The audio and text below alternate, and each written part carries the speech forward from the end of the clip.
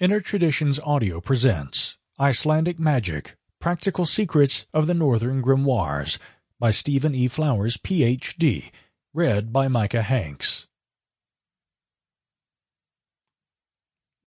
Foreword.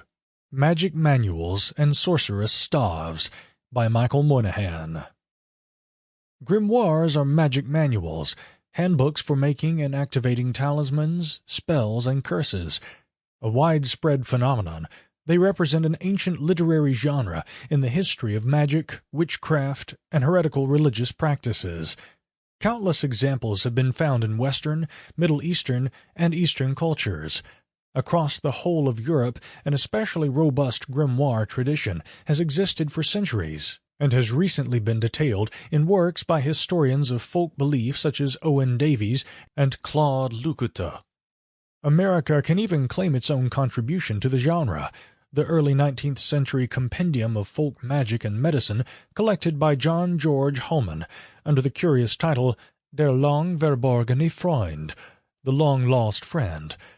I suspect that contemporary witchcraft and occult practices, such as the Gardnerian Book of Shadows, or the Crowleyan Magical Diary, are at root attempts to follow in the footsteps of, or reinvent, the older grimoire tradition, albeit in a largely subjective and ahistorical way.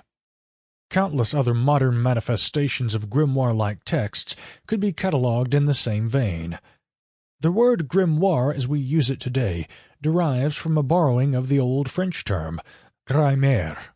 This originally referred to a book written in Latin, but soon came to denote a book of magic. The shift in meaning may have come about because the European grimoires were typically filled with, often garbled, Latin, not to mention smatterings of Greek and other foreign words and phrases.